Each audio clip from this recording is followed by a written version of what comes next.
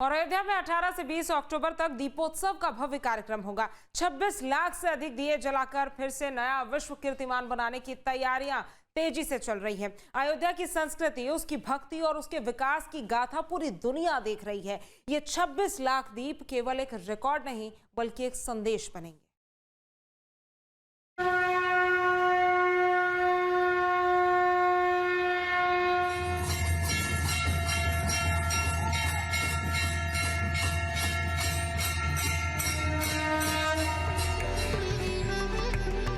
अयोध्या में फिर बनेगा विश्व कीर्तिमान।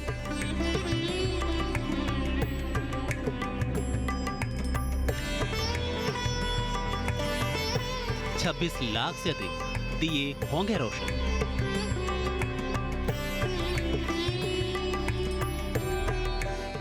कैसी होगी दीपोत्सव 2025 की झलक?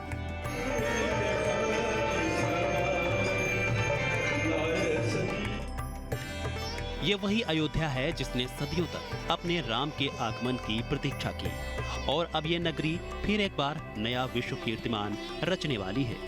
योगी सरकार दीपोत्सव 2025 को भव्य और दिव्य बनाने की तैयारियों में जुटी हुई है। अयोध्या में 18 से 20 अक्टूबर तक दीपोत्सव का भव्य कार्यक्रम होगा।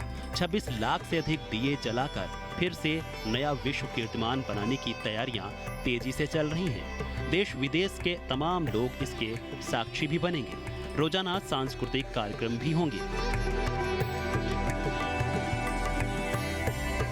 हर बार की तरह इस बार भी अयोध्या दीपोत्सव की भव्यता और दिव्यता पूरी दुनिया देखने वाली है। देखा जाए तो इस बार दीपोत्सव को पहले के मुकाबले और ज्यादा भव्य और दिव्य बनाने की तैयारी है।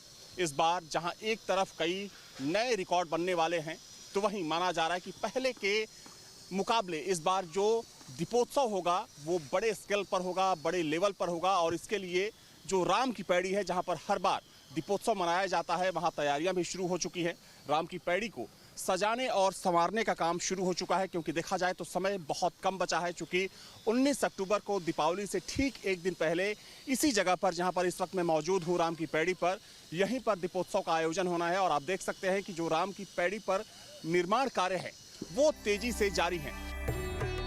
दीपोत्सव 2025 में भगवान श्री राम के अयोध्या आगमन की झलक आधुनिक तकनीकों के जरिए पूरा नगर आकर्षक रोशनी से जगमग होगा। इस बार का दीपोत्सव अधिक भव्य और आकर्षक भी होगा। राम की पैड़ी पर अनोखा थीमेटिक प्रोजेक्शन मैपिंग शो होगा। ये आतिशबाजी पूरी तरह से प्रदूषण मुक्त रहेगी। इसके साथ ही दीपोत्सव में पर्यटकों को संगीत और तकनीक के साथ ही कोरियोग्राफ का अनूठा अनुभव देखने के साथ ही सुनने को मिलेगा। करीब 10 मिनट तक चलने वाला ये शो संगीत, लेजर इफेक्ट्स और आधुनिक कोरियोग्राफी से सजा होगा। कई मीटर से ऊंचाई तक उठने वाली आतिशबाजी सरयू के जल पर अद्भुत प्रतिबिंब बिखेरेंगी और वहां मौजूद हर दर्शक को रोमांचित कर देंगी। अगर इस बार की तैयारी की बात करें तो पिछली बार के मुकाबले इस बार दियों की संख्या ज्यादा होगी। जो ड्रोन शो होगा वो पहले के मुकाबले ज्यादा भव्य होगा। वहीं जो लेजर शो होता है, चूंकि आप सामने जो दीवार देख रहे हैं राम की पैड़ी पर, चूंकि इसी पर लेजर शो किया जाता है, जो अपने आप में काफी अनोखा होता है, काफी अद्भुत होता है। दरअसल उस लेजर शो के जरिए रामायण की जो कहानी है, या कह सकते हैं कि रामायण के जो कुछ मुख्य प्रसंग हैं, उन मुख्य प्रसंगों को दिखाया जाता है। और जो श्रद्धालु यहाँ पर उस वक्त मौजूद होते हैं वो उस तस्वीर को देखकर कह सकते हैं कि वो जो तस्वीर होती है खुद में अलौकिक तस्वीर होती है, क्योंकि वो तस्वीर आपको कहीं और देखने को नहीं मिलेगी।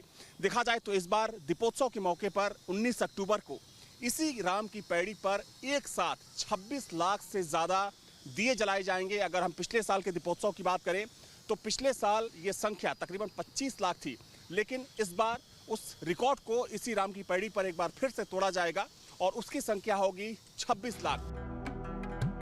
दीपोत्सव 2025 को लेकर आखिर कैसी तैयारी चल रही है? 18 से 20 अक्टूबर तक दीपोत्सव का भव्य कार्यक्रम। 26 लाख से अधिक दीप होंगे जगमग। हर बार की तरह दीपोत्सव अधिक भव्य और आकर्षक होगा।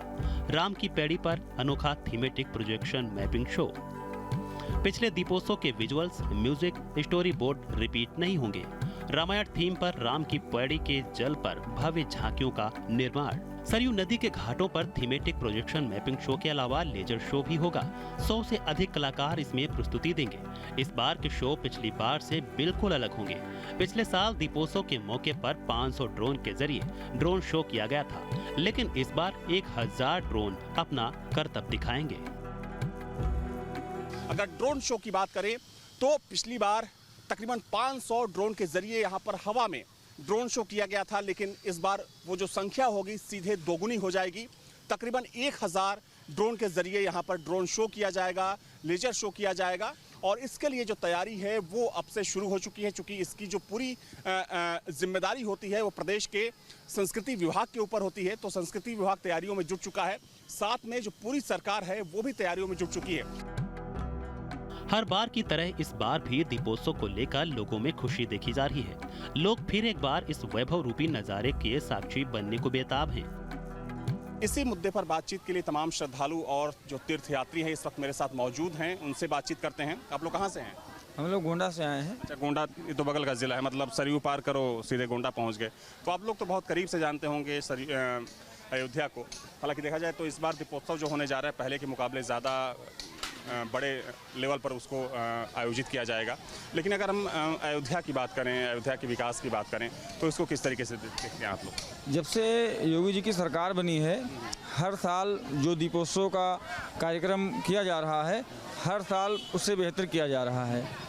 और आने वाले समय में अयोध्या ऐसा तीर्थ स्थल बन चुका है कि पूरे भारत में नहीं पूरे विश्व में एक नंबर पे है और देश विदेश से श्रद्धालु यहाँ आते हैं। और जो सरकार हमारी है योगी जी की और केंद्र में मोदी जी की डबल इंजन की सरकार आ जाने से अयोध्या का कायाकल्प हुआ ही है। और साथ में बनारस, मथुरा, जितने भी भगवान से जुड़ी आस्था का नगरी है, काफ़ी ज़्यादा विकास हुआ है। और अयोध्या में तो आप जान लीजिए कि 2014 के पहले जो ये घाट है इतनी गंदगी रहा करती थी और राम जन्मभूमि का जो रास्ता है वो सब बहुत ही जर्जर अवस्था में था। एक चीज़ ये बताइए कि अयोध्या के विकास से आसपास के ज़िलों पर कितना फ़र्क पड़ा, कितना असर पड़ा है? काफ़ी ज़्यादा असर पड़ा है। कई लोगों को रोज़गार मिला है और यहाँ के जो बगल के हैं, बस्ती के हैं, गोंडा के हैं, बाराबंकी के हैं, जितने भी लोग वहाँ के हैं, अम्बेडकर नगर हो गया, तो उन लोगों को भी रोज़गार मिला है और काफ़ी ज़्यादा डेवलपमेंट हुआ है।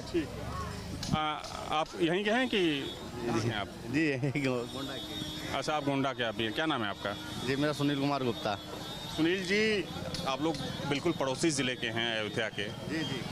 तो बहुत कह सकते हैं करीब से जानते होंगे अयोध्या को, क्योंकि देखिए इस मुद्दे पर तो हम लोग बहुत बातचीत कर चुके हैं और ये किसी से छिपा नहीं है कि बीते 8 सालों में अयोध्या में क्या कुछ हुआ। लेकिन फिर भी आपके मुंह से हम लोग सुनना चाह रहे हैं कि आप बताइए हमारे दर्शकों को कि अब कोई अगर अयोध्या आता है तो उसे किस प्रकार का अनुभव होता है? उन्हें बहुत अच्छा लगता है, बहुत ही अच्छा लगता है। बहुत लोगों का जो है रोज़गार क्या है, घर में हज़ारों लाखों लोगों का रोज़गार मिला है और बहुत डेवलपमेंट हुआ है। लोग बहुत जो है मान लीजिए यहाँ आस पड़ोस के अगर लोग नहीं खुश हैं तो देश विदेश के लोग खुश हैं। कितनी खुशी मना रहे हैं कि ऐसा अयोध्या बना और जो है दर्शन करके जो है जाते हैं तो बहुत खुश होते हैं और बहुत सौभाग्य की बात है जो ऐसा दर्शन करने को मिल रहा है हम लोगों को। साफ सफाई जो निर्माण का के मामले में भी तो डेवलपमेंट हो रहा है, कार्य प्रगति पे है, कार्य चल रहा है। अभी 2-3 साल में और अच्छा बेहतर हो जाएगा। इसके साथ ही हनुमानगढ़ी के मुख्य महंत संजय दास भी उस पल को लेकर देखिए कितना उत्सुक हैं। महाराज जी, चूंकि आप तो अयोध्या में रहते हैं और हनुमानगढ़ी सबसे पवित्र और शक्तिशाली सिद्धपीठ माना जाता है हनुमानगढ़ी को, यहाँ के आप मुख्य महंत हैं। आपके हिसाब से अगर हम पिछले 8 साढ़े 8 सालों की बात करें तो इस दौर को किस तरीके से देखते हैं, इस बदलाव को किस तरीके से अब देखते हैं? देखिए, पहली बात तो अयोध्या नगरी पूरी तरह से विवाद में होने की वजह से राम मंदिर यह बहुत ही बदहाली के कगार पे था। यहाँ तक कि यहाँ के जो लोग थे, जो बासिंदे थे, जो यहाँ के व्यापारी बंधु हैं, जो सदगृहस्थ हैं, वो इस कगार पे पहुँच चुके थे। लेकिन भगवान श्री राम की कृपा हुई, कोर्ट का आदेश हुआ और मोदी सरकार ने फिर इस पर संज्ञान लिया कोर्ट के आदेश के बाद। और आज स्थिति ऐसी है कि अयोध्या, मुंबई, दिल्ली ये सब जगह फेल हैं उसके इनके अयोध्या नगरी के आगे। क्यों कि ये मर्यादा पुरुषोत्तम भगवान श्री राम की नगरी है। और योगी जी ने जिस तरह से इस पूरे अयोध्या को सजाने का कार्य किया है, अब अयोध्या पूरी तरह बदल चुकी है। और मैं समझता हूँ इन 2-4 सालों में अयोध्या सबसे टॉप लेवल पे होगा और अयोध्या एक हब के रूप में यह विकसित हो रहा है। रामनगरी अपने आराध्य के लिए तैयार हो रही है। ये तस्वीरें बृहस्पति कुंड से हैं। रामनगरी अयोध्या की पहचान यहाँ के पौराणिक और प्राचीन कुंड भी हैं। देखा जाए तो अयोध्या में 100 से ज़्यादा कुंड हैं। हालांकि अगर बीते कुछ सालों की बात करें तो ये कुंड यहाँ पर जर्जर हो चुके थे।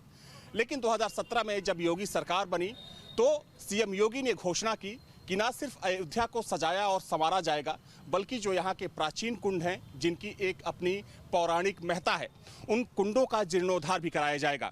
ये जो आप तस्वीर देख रहे हैं, ये तस्वीर है बृहस्पति कुंड की, जो टेढ़ी बाजार चौराहे पर स्थित है और इसकी भी एक अपनी महत्ता है, अपनी खासियत है, अपनी विशेषता है। ये देखिए, ये जो प्रतिमा लगाई गई है, ये प्रतिमा है पुरंदर दास जी की, जो कर्नाटक संगीत के पितामह के रूप में जाने जाते हैं। ऐसे ही 2 और प्रतिमाएं आप देख सकते हैं। उन दोनों प्रतिमाओं को भी अनावरित किया जाएगा 8 अक्टूबर को। नहाने की बात छोड़िए, लोग यहाँ पर आने से भी कतराते थे। और ना सिर्फ इस कुंड की बदहाली की ये कहानी है, बल्कि यहाँ के जो दर्जनों कुंड थे, जो यहाँ की विरासत, चाहे हम यहाँ की सांस्कृतिक या प्राचीन विरासत की बात करें या फिर धार्मिक विरासत की बात करें, उनको समेटे और सहेजे हुए थे, वो बदहाल हो चुके थे। लेकिन योगी सरकार ने अयोध्या को संवारने के साथ साथ इन कुंडों का भी जीर्णोद्धार कराया। इन सब के साथ ही 22 सितंबर से अयोध्या के राम कथा पार्क में फिल्मी रामलीला का आगाज भी हो रहा है, जो 2 अक्टूबर तक चलेगा। इस बार की रामलीला कुछ खास रहेगी, क्योंकि पर्दे के सितारे मंच पर उतरने जा रहे हैं और भगवान श्री राम की जीवन गाथा का जीवंत मंचन भी होगा। इस रामलीला में आधुनिक तकनीकी का अद्भुत संगम और भारतीय संस्कृति की गूंज दिखाई देगी।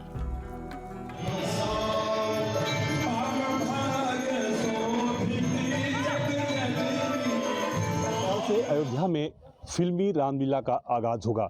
अयोध्या के इसी रामकथा पार्क में कल शाम 7 बजे से रात 10 बजे तक 3 घंटे फिल्मी रामलीला का मंचन होगा। इस फिल्मी रामलीला में फिल्मी दुनिया के नामचीन कलाकार भाग ले रहे हैं।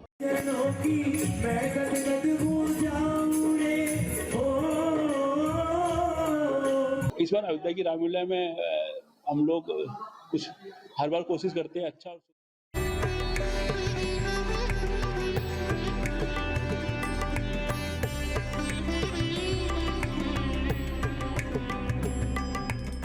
जहाँ भक्ति है हर शब्द में, कथाओं में छुपे हैं दिव्य रहस्य और ज्योतिष देता है जीवन को दिशा। धर्म से जुड़ी हर बातों को जानने के लिए हमारे चैनल स्तुति को सब्सक्राइब करें।